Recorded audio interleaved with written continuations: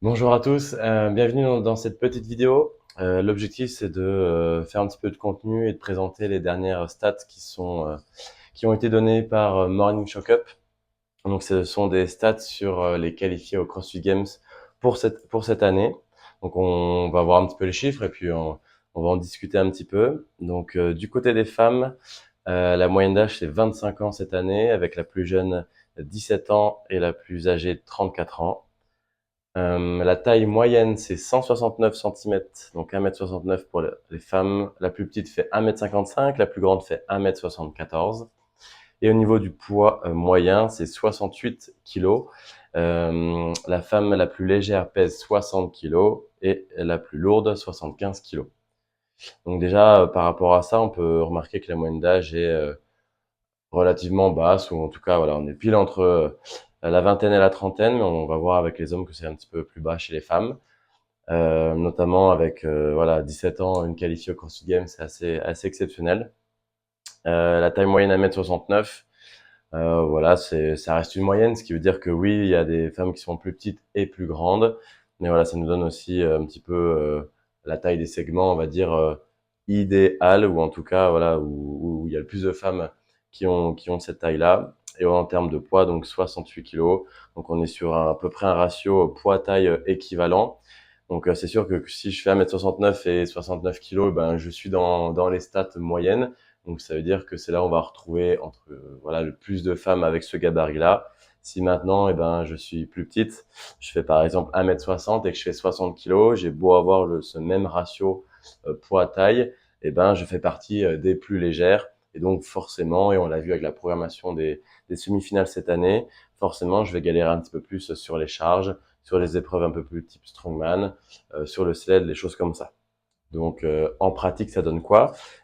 Pour nous, on a Claudia qui a pour objectif de se qualifier au CrossFit Games l'année prochaine, qui mesure 1m60 et qui pèse 61 kg.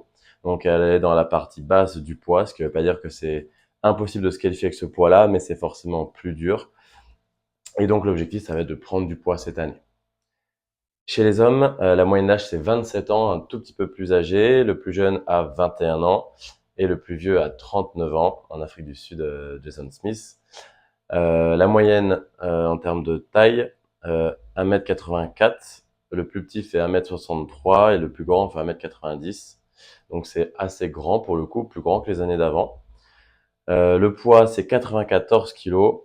Le plus léger fait 82 kg, donc qualifié bien sûr, et le plus lourd fait 103 kg.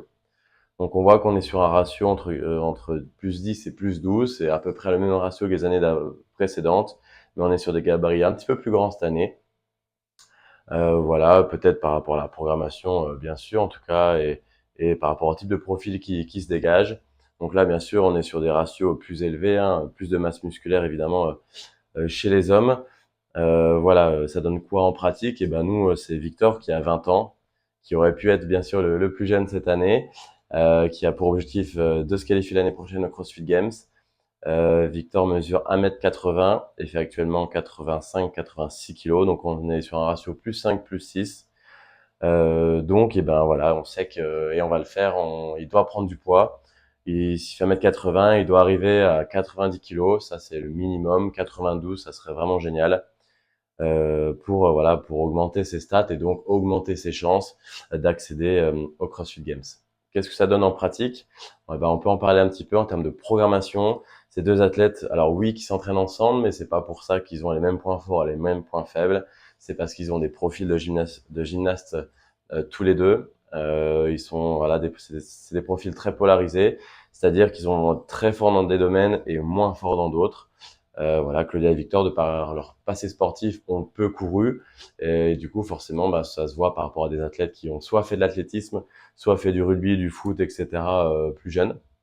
Et au contraire, on voit qu'ils ont passé beaucoup de temps sur les mains, notamment, et donc, voilà, leur curseur est plus haut de ce côté-là. Donc l'objectif, clairement, cette année, et pour l'instant, la programmation est faite pour les 3 prochains mois, c'est de prendre de la force. Donc ils vont faire 4 séances de force par semaine, d'environ 1 heure et demie. Bien sûr, ils vont garder un petit peu d'ergo, notamment de la course à pied, c'est surtout là où ils doivent progresser. Est-ce que ça va empiéter sur leur prise de force? Non, on a bien vu que les interférences, bien qu'elles soient là, n'empêchent pas la prise de force, mais bien sûr peuvent interférer dans le sens en termes de récupération et de calories dépensées. Donc on va bien faire attention de ce côté-là. Et vu qu'ils veulent prendre tous les deux du poids, bien sûr, ils vont devoir manger en conséquence. On va garder un jour par semaine, une session par semaine de gymnastique, strict keeping et de Metcon pendant ces 3 prochains mois voilà, pour garder ce côté gym et WOD, mais bien sûr une fois par semaine seulement pour maximiser au maximum les gains sur leur prise de force par rapport à ça. Ce cycle-là, il est disponible pour tout le monde à partir de lundi 3 juillet. C'est ce que j'ai appelé le Mjolnir Off-Season.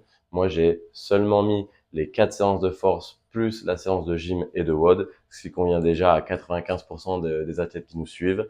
Maintenant, est-ce que bien sûr on peut faire d'autres choses à côté? J'y reviendrai dans une autre vidéo, mais oui, si vous avez une bonne récupération et que vous pouvez faire une deuxième session dans une journée, vous pourrez bien sûr faire d'autres choses comme par exemple travailler du skill en gymnastique, ring muscle up, handstand walk, plateforme, etc. Et ou bien sûr avoir un petit peu d'ergo ou de la course à pied, voilà, dans un volume qui est soutenable, qui est possible à faire et auquel vous pouvez récupérer. Voilà pour cette vidéo. Donc, c'est les stats de cette année donc sont sortis. L'objectif c'est clair pour Claudia et Victor et pour tous ceux qui veulent se rapprocher et atteindre le haut niveau. Il faut être relativement lourd, évidemment relativement sec, même si bien sûr on n'a pas les pourcentages de masse grasse. On n'est pas sur du bodybuilding, mais voilà, on n'est pas sur du 20%. Grosso modo, les athlètes ont environ entre 10 et 13%, 12% pour les hommes et entre 15 et 16% pour les femmes de masse grasse. J'espère qu'on aura le chiffre précis par rapport à ça. Mais voilà, visuellement, c'est ce qu'on semble déterminer. Et vous avez déjà quelques précisions sur le programme off-season de la semaine prochaine. Je referai une vidéo pour en parler, pour répondre aux questions que vous vous posez, sur lesquelles vous pouvez répondre sur Instagram et à m'envoyer bien sûr. Et voilà, si vous avez d'autres questions, je suis disponible. Bonne journée et à bientôt. Ciao.